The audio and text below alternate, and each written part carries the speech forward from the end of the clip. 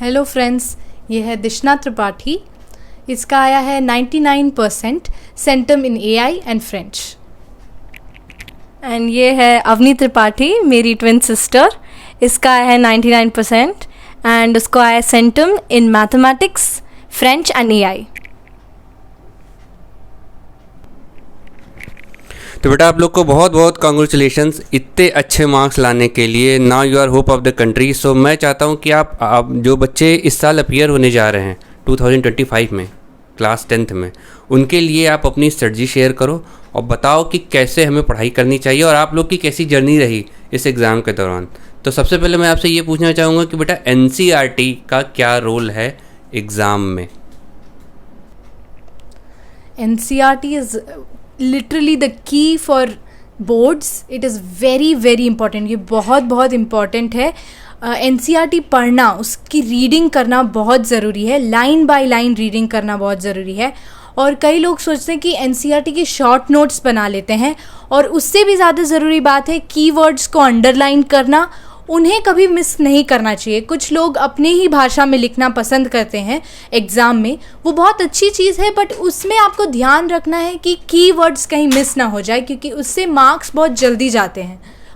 तो जैसे साइंस या सोशल पढ़ रहे हैं तो हमें याद रखना पड़ेगा कि NCERT के फ्रंट पेज में लेसन के शुरुआत पे या फिर कोई अलग A4 शीट में आप क्वेश्चंस लिख सकते हैं, जो लाइन बाय लाइन NCERT को याद रखने में आपकी मदद करेंगे। उसके आंसर उसके पीछे रख के लेसन का रिवीजन ज़्यादा आसानी से हो जाएगा।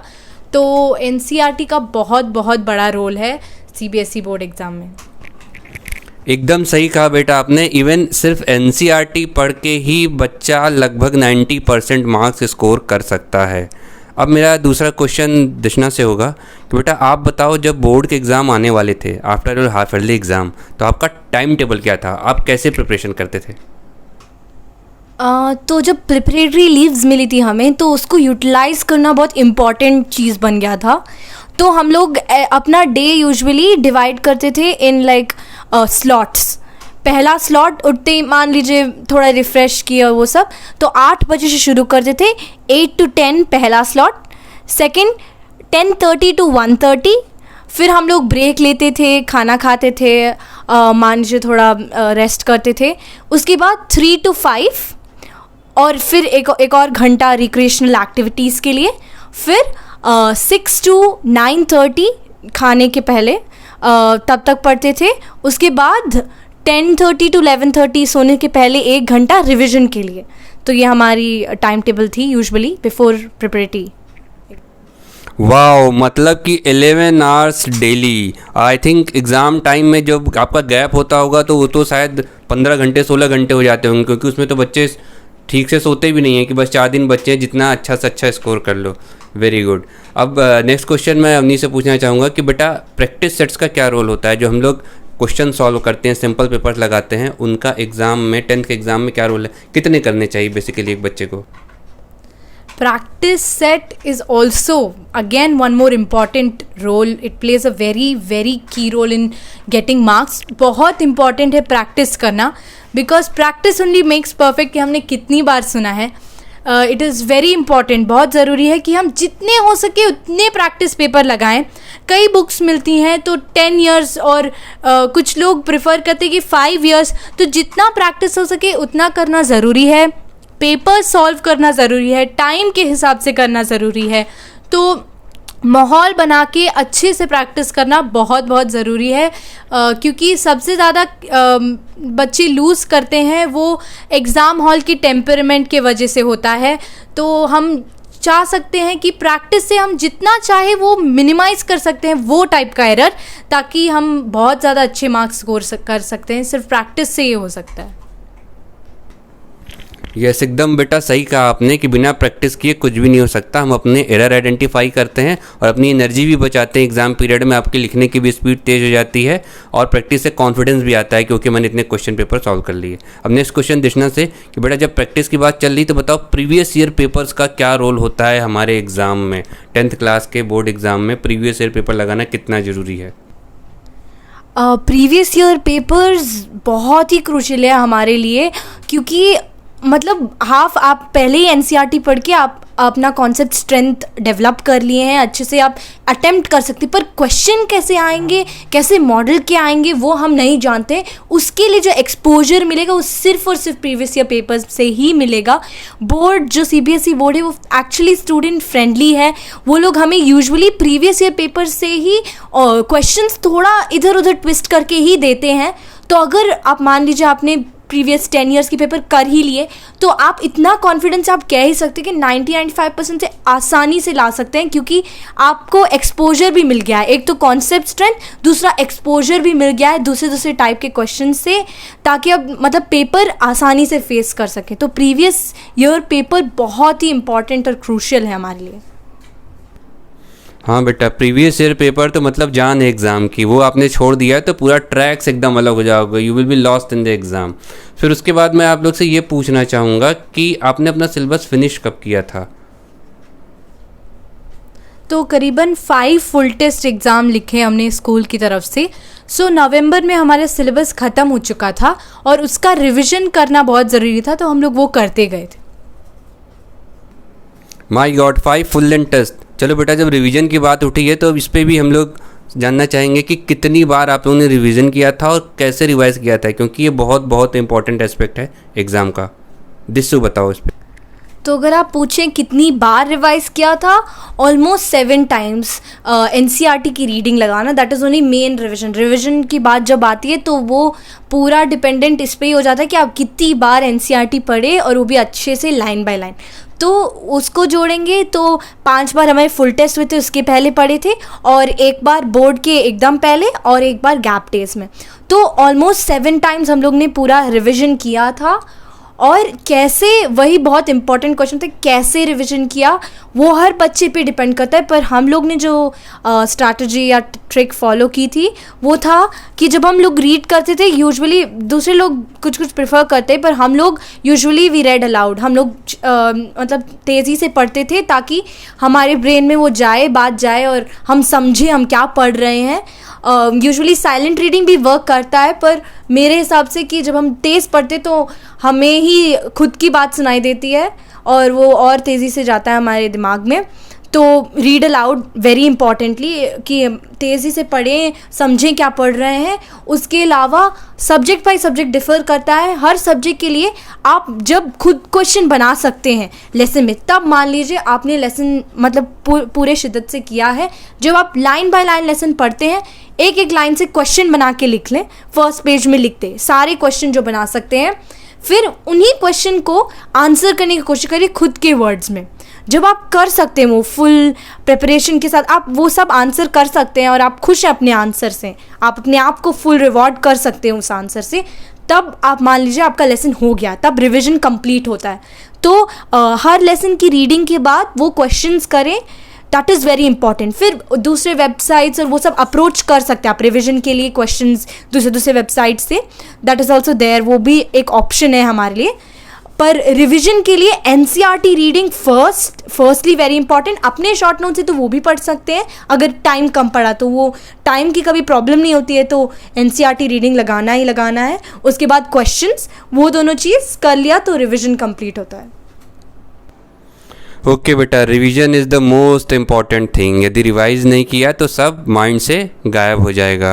अब मेरा नेक्स्ट क्वेश्चन अवनी से होगा कि बेटा आप बताओ, आपने नोट्स कैसे बनाए थे अपने? तो नोट्स के लिए कुछ लेसन्स ऐसे होते हैं तो जो बहुत बड़े होते हैं, पढ़ने में सच बोलूँ तो आलस लगता है। कुछ फिज़िक्स के लेसन जैसे लाइट बहुत बड़ा चैप्टर है, तो उसके लिए अच्छा रहेगा अगर हम खुद के नोट्स, फॉर्मूला शीट ऐसा कुछ बना लें, ताकि उसको गो थ्रू करेंगे तो एनसीईआरटी का सब कुछ एक बार में कवर हो सकता है। बार बार पढ़ने से अगर बोरिंग लगता है तो हम खुद की नोट्स में इंटरेस्ट लेके उससे पढ़ सकते हैं, वो एक है। और सोशल के लिए मुझे लगता है कि कुछ ज्योग्राफी के लेसन्स हैं जैसे एग्रीकल्चर, तो उसमें बहुत सारे की पॉइंट्स हैं, सेपरेट चीज़ें जो हमें बहुत अच्छे से याद रखनी पड़ेगी, एमसीक्यू में पूछ सकते हैं, तो वो सब याद रखना बहुत ज़रूरी है। उसके लिए हम स्टिकी नोट्स बना सकते हैं, या तो उसको बुक में चिपका लिया, या फिर जो प्लेसेस हम घर में फ्रीक्वेंटली विजिट करते हैं, फ्रिज में, मिरर में, कहीं भी लगा सकते हैं, ताकि हम उसको बार बार पढ़ें। बार बार पढ़ने से क्या होगा, वो रजिस्टर हो जाएगा, या फिर वो बुक को हमेशा बैग में रखे रहें ताकि फ्री पीरियड में आप उसको एक बार देख लें। तो उस सब के लिए ऐसी टाइप की नोट्स बनाना बहुत हेल्पफुल होता है। बाकी शॉर्ट नोट्स आप वेबसाइट्स में भी देख सकते हो, तो बहुत अच्छी शॉर्ट नोट्स मिलती है, न्यूमोनिम्स मिलते हैं जिससे बहुत अच्छे से याद हो सकता है। तो उस सब का लाभ उठाना ही बहुत फ़ायदेमंद रहेगा। तो अब बुक्स के बारे में दिशना हमें बताएंगी। Books they will play like a very important role. तो मतलब हम लोग ने Oswaal past 10 years papers Oswaal book से यूज़ किए थे, क्योंकि उसमें सेट्स से रिपीटेड क्वेश्चंस हटा के सिर्फ मतलब डिफरेंट मॉडल के क्वेश्चंस दिए थे, तो वो बहुत यूज़फुल था। उसके अलावा वेबसाइट्स यूज़ किए थे। साइंस के लिए हम लोग ने गोपाल सर से मदद ली थी ऑनलाइन प्रोग्राम के थ्रू। और एड्यू कार्ड बुक्स एक पूरी सीरीज़ हम लोग ने खरीदी थी सैम्पल पेपर्स की। उसमें ऑप्टिमम लेवल सबसे बेस्ट क्वेश्चंस दिए थे, जिससे हमें मतलब करेक्ट एक्सपोजर मिला था। क्वेश्चन से डिफरेंट टाइप्स के दिखे थे, उसके हिसाब से हम लोग ने अपनी प्रिपरेशन का लेवल बढ़ाया था। तो books play a very important role. बहुत फ़ायदेमंद थी ये सारी बुक्स जो हम लोग ने मेंशन किए हैं। इनको ज़रूर एक बार देखने से कॉन्फिडेंस लेवल बहुत बूस्ट हो जाएगा। तो बहुत अच्छा बेटा, नोट्स और बुक्स के लिए आपने बहुत ही वंडरफुल स्ट्रेटजी बताई, जिसको बच्चे अगर फॉलो करेंगे तो डेफिनेटली उनके भी 95+ तो कहीं गए ही नहीं हैं, बाकी तो उनकी मेहनत है। ठीक है। अच्छा दिशना, मैं आपसे ये पूछना चाहूँगा कि एग्ज़ाम के टाइम जब हम लोग बोर्ड का एग्ज़ाम लिख रहे होते हैं तो अजीब सा इन्वायरमेंट होता है, अंदर डर भी लग रहा होता है, खुशी भी होती है कि क्वेश्चन आया नहीं आया। तो क्या कोई आपका ऐसा कोई स्केरी एक्सपीरियंस रहा है बोर्ड एग्ज़ाम टाइम जिससे आप लोगों से शेयर करना चाहोगे? एक एक्सपीरियंस रहा था मेरा English, actually almost all exams में। ये एक बात याद रखनी है कि ऐसा नहीं है कि हम लोग को वही एटमॉस्फेयर जो हम लोग घर पे बनाते हैं, एसी चला लिया, लेट लिया थोड़ा, फिर रेस्ट कर लिया, वो इतना एटमॉस्फेयर हम लोग को एग्ज़ाम हॉल में कभी ऐसा एटमॉस्फेयर नहीं मिलेगा। ये माइंडसेट लेके चलना है, पहली बात। सेकंड बात ये है कि इतना पसीना आता था मुझे, क्योंकि फ़ैन मेरे राइट अबव नहीं था। ऐसे हर बच्चे के साथ नहीं हो सकता है, पर एक चीज़ याद रखना है, ऐसे सिचुएशंस के लिए भी हमें तैयार रहना है कि कैसे मैनेज करेंगे। They usually don't allow handkerchief allow नहीं करते हैं, तो अगर नहीं करते तो याद रखना है कि ज़्यादा स्वेट होगा। उस एटमॉस्फेयर से हमें अपने आप को अकस्टम करना है, कंफर्टेबल फील करना है, ताकि हम लोग एग्ज़ाम पे ध्यान रख सके, फोकस कर सके। तो ये एक एक्सपीरियंस रहा है मेरा। और दूसरा एक एक्सपीरियंस जो था मेरा प्रिपरेटरी के टाइम, थैंकफुली मैंने करेक्ट कर लिया अपनी मिस्टेक। मेरी स्पीड बहुत स्लो हो गई थी। एक क्वेश्चन टाइम अप हो गया था और मेरा एक क्वेश्चन बचा था 6 मार्क का, वो भी मैंने अंत तक छोड़ दिया था उसको। और 6 मार्क के क्वेश्चन में सिर्फ 4 लाइन लिख पाई थी मैं, मेरा 4 मार्क चला गया था और वो मुझे बहुत रिग्रेट हुआ था। उसके बाद मैंने अपनी स्ट्रैटेजी को रीवर्क किया, तो उसके लिए अवनी ने मुझे टिप दी थी, तो वो हमें बताएंगी। तो मैंने जहाँ तक कि नोटिस किया है, जो लोग कॉम्प्रीहेंशन में, इंग्लिश के लिए कॉम्प्रीहेंशन में स्ट्रॉन्ग होते हैं, वो प्रेफर करते हैं कि उसे ही पहले ख़त्म कर दें। तो मेरा ऑर्डर जो था comprehension, next grammar, then I did literature, and last में सबसे राइटिंग स्किल्स, क्योंकि राइटिंग स्किल्स और मतलब क्रिएटिविटी का खेल होता है। तो क्रिएटिविटी में इंसान लिखता जाता है, कभी कभी वर्ड लिमिट ध्यान में नहीं रहती और कभी कभी टाइम छूट जाता है। तो उसके लिए सबसे बेस्ट टिप है कि इसको लास्ट में रखने से हमें टाइम का ध्यान रहता है और वर्ड लिमिट भी सही से रहेगी, क्योंकि इतना टाइम बचता नहीं है। तो उसको अगर हम लोग सही से कर लें तो क्वेश्चन छूटने का इतना चांस नहीं है, और अगर छूटा भी तो राइटिंग स्किल्स में जल्दी लिख सकते हैं, क्योंकि ज़्यादा सोचने का मामला नहीं है, मोस्टली इन्फॉर्मेशन प्रोवाइडेड है। तो उसके मदद से हम लोग लिख सकते हैं और जल्दी लिख सकते हैं, क्रिएटिविटी भी जल्दी मतलब ख़त्म कर सकते हैं वो चीज़, तो उसमें मार्क्स ज़्यादा नहीं जाएंगे। अवनी, आपने बहुत ही क्रिएटिव इन्फॉर्मेशन दी और बहुत ही नॉलेजेबल इन्फॉर्मेशन दी कि order of solving in English, क्योंकि भाई बहुत से बच्चों की दिक्कत होती है, पेपर छूट जाता है उनका, तो ये बहुत मुझे लगता है काम आएगा बच्चों को। हाँ, एक प्रॉब्लम और बच्चों को होती है कि हिस्ट्री पढ़ते वक्त एसएसटी के दौरान वो बड़े परेशान रहते हैं कि हिस्ट्री को कैसे पढ़ें। तो आप हिस्ट्री पढ़ने के लिए एसएसटी में कैसे मैनेज करती थी और मैप को कैसे मैनेज करती थी, तो इसे प्लीज़ बताइए। तो हिस्ट्री में काफ़ी लोगों को प्रॉब्लम होती है. हम लोग ने जो मतलब फॉलो किया वो रीडिंग अलाउड ही था, जैसे वो बताई है हमको कि हम लोग हर लाइन को तेज़ पढ़ते थे और उसका जो इन्फॉर्मेशन था उसको ग्रास्प करते थे. तो और अगर एक पेज मान लीजिए ख़त्म हो गया तो उसको मतलब रीफ्रेम करके उससे क्वेश्चंस बनाते थे या फिर उस पैराग्राफ को वापस बोलने की कोशिश करते थे. तो एक्टिव रिकॉल का मेथड बहुत बहुत हेल्पफुल है, वो एक बात है. और कई बच्चे मतलब हड़बड़ी में पिक्चर्स छोड़ देते हैं और उसकी वजह से काफ़ी मार्क्स जा चुके हैं हमारे रिवीजन एग्ज़ाम्स में. तो वो बहुत ज़रूरी है. और यहाँ तक कि बोर्ड में भी एक पाई चार्ट का क्वेश्चन आया था. तो ऐसे बहुत सारे क्वेश्चन आ सकते हैं ट्विस्टेड, जो मे बी इंफॉर्मेशन पिक्चर से क्वेश्चन फॉर्म में आ जाए या फिर उल्टा भी हो सकता है. तो वो बहुत केयरफुल रहना पड़ेगा. हिस्ट्री और सोशल में बहुत ज़रूरी है कि हम लोग एक जनरल नॉलेज, बेसिक आइडिया रखें कि जैसे अगर इंटरेस्ट डेवलप करने के लिए मैप देख लिया या फिर उस लेसन से रिलेटेड थोड़ा आइडिया होगा तो वीडियो देख सकते हैं कभी कभी फ्री टाइम में, तो वो सब फ़ायदा करेगा. और मैप के लिए जो बहुत इम्पॉर्टेंट है, मतलब कुछ लोग भूल ही जाते हैं कि map is the 5 free marks. आपको मतलब दिया जा रहा है वो मार्क्स, 5 मार्क्स आपके हाथ में. वो आप चाहे पूरा पेपर आपको आइडिया ना हो कहाँ से क्या आ रहा है, पर मैप का आइडिया है आपको, तो वो कभी भी मत छोड़ें. मैप चाहे अंत में ही कर लें, चाहे आफ्टर कंप्लीटिंग एवरीथिंग, जब टाइम बचे, पर मैप ज़रूर देखना है. एक बार नहीं, 2 बार 3 बार, जितने भी बार, जब भी फ्री हो मैप निकाल के देख के try to take a plain map. अगर प्लेन पॉलिटिकल मैप लेके उस पर आप मार्क करने की कोशिश करिए खुद से, एक प्लेस का नाम बोल के खुद से मार्क करने की कोशिश करिए जब भी फ्री टाइम मिले. तो उससे आप रिकॉल कर सकते कि आपने कहाँ कब पढ़ा था. तो पिक्चर करें अपने दिमाग, आँख बंद करके पिक्चर करें कहाँ क्या था. ट्राई टू रिलेट कि ये इधर है तो वो उधर है. Like try to make a picture in your mind and उसको जोड़ के पैटर्न्स भी बना सकते हैं, कुछ भी कर सकते हैं.